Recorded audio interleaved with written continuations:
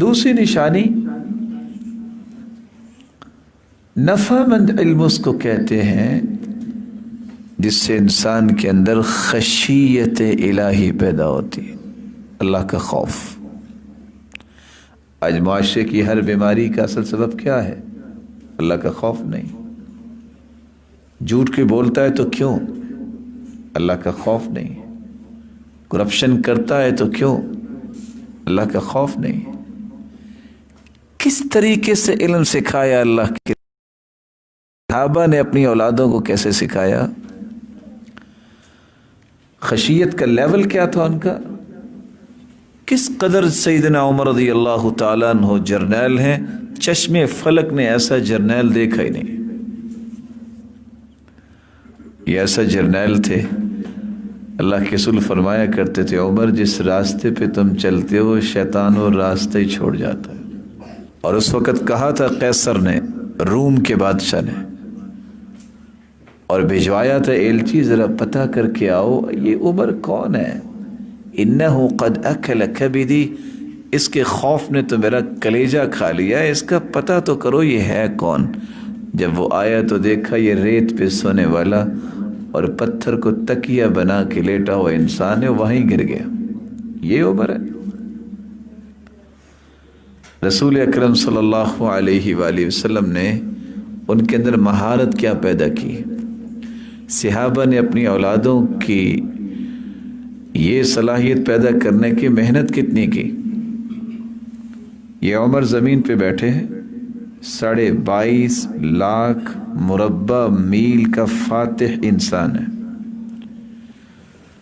فَأَخَذَ تِبْنًا مِنَ الْأَرْضِ، زمین سے ایک دھاگا اٹھاتے ہیں اور رونا شروع کر دیتے ہیں، اور ساتھ یہ کہتے ہیں یا لیتنی کنت تبنا، کاش میں بھی ایک دھاگا ہوتا، یا لیتنی لم تلدنی امی، کاش میری ماں نے مجھے جنا ہی نہ ہوتا، میں قیامت کو اللہ کے سامنے پیش ہو کے حساب کیسے دوں۔ یہ ہے نفعمند علم، جس کے اندر یہ سوچ پیدا ہو جائے میں جو بول رہا ہوں، جو کر رہا ہوں، اس کا مجھے حساب دینا ہے، اس کے بارے میں مجھ سے پوچھ گچھ ہوگی، اس کے بارے میں مجھے دلائل پیش کرنے ہیں، اور حقائق میرے سامنے آئیں گے جن کا میں انکار نہیں کر سکوں گا۔ اگر میری مرضی یہ ہوگی کہ میں انکار کر دوں، زبان بند ہو جائے گی، ہاتھ بولیں گے الیوم نختم علی افواہہم وتکلمنا ایدیہم، ہاتھ بولیں گے، وتشہد ارجلہم، پاؤں بولیں گے، بما کانوا یکسبون، جو انہوں نے کمائی کی ہے۔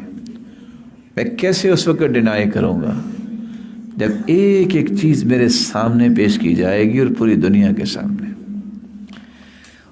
ادھر عمر کی بات آپ نے سنی، ادھر یہ لیول غلاموں تک پہنچا، غلام بکریوں کا چرواہا۔ اور آپ نے نہیں دیکھا ہوگا کہ کسی شخص نے ماسٹر کیا اور بکریاں چراتا نظر آئے، اور آج کل ڈگری پی ایچ ڈی کی بڑی سمجھی جاتی ہے کہ پی ایچ ڈی کرنے کے بعد بکریاں چراتا نظر آئے، غلام۔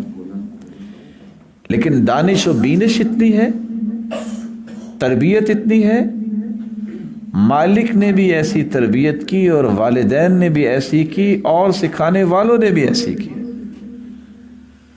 عبداللہ بن مسعود رضی اللہ تعالی عنہ اس غلام سے کہتے ہیں اچھا ایک جانور تم مجھے دے دو اور اس کی مجھ سے قیمت لے لو۔ عبداللہ ابن مسعود رضی اللہ تعالی عنہ یہ بات کہہ کے فارغ ہو گئے، لیکن اس شخص کے اندر تربیت کا وہ پہلو جو میں آپ کے سامنے پیش کرنے جا رہا ہوں، غلام ہے۔ اکثر لوگ کہتے ہیں کام کرنے والے اور ماتحتی میں رہنے والے اور غلاموں کو کوئی ادب نہیں ہوتا۔ وہاں کچھ اور ادب تھے، آج کچھ اور ادب ہے۔ اس نے کہا میں یہ کام نہیں کر سکتا۔ کہا تم کیوں نہیں کام کر سکتے؟ کہا اس لیے نہیں کر سکتا، میرے مالک نے جانور دینے سے منع کیا ہوا۔ کہا تو تیرا مالک کون سا دیکھ رہا ہے، تم قیمت لے لو نا اور اس کو دے دینا۔ اگر کوئی ایسا مسئلہ ہے تو کہہ دینا بھیڑیا کھا گیا ہے، اس کا جواب سنیے گا۔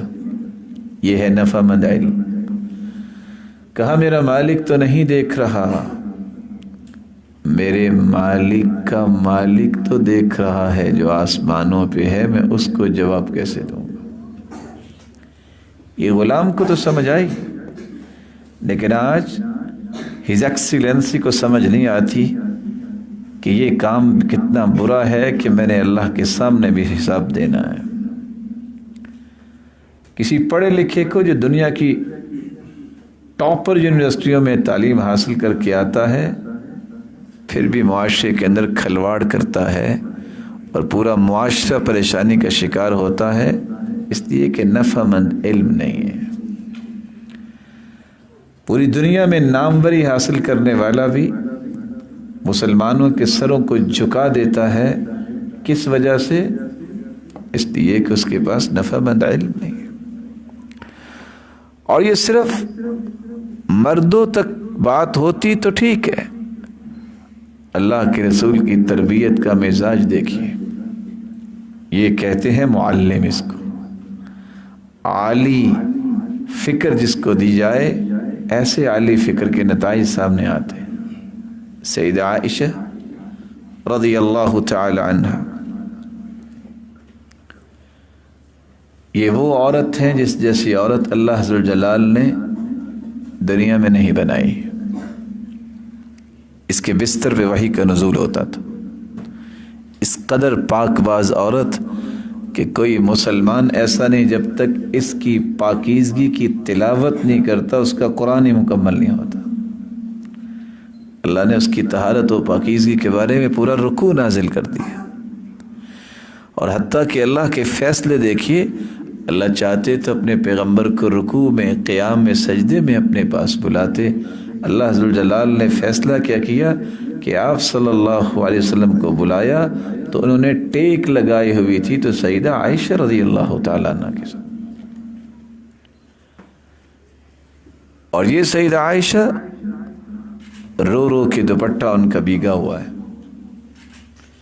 پوچھنے والی پوچھتی ہے، مومنوں کی ماں آپ اتنا کیوں رو رہی ہو؟ ہاتھ میں درخت کا پتا ہے، اور وہ روتے روتے جواب دیتی ہیں، یا لیتنی کنت ورقہ من هذه الشجرہ، کاش میں بھی درخت کا ایک پتا ہوتی، کوئی جانور کھا لیتا اور قیامت کا مجھے حساب نہ دینا پڑتا۔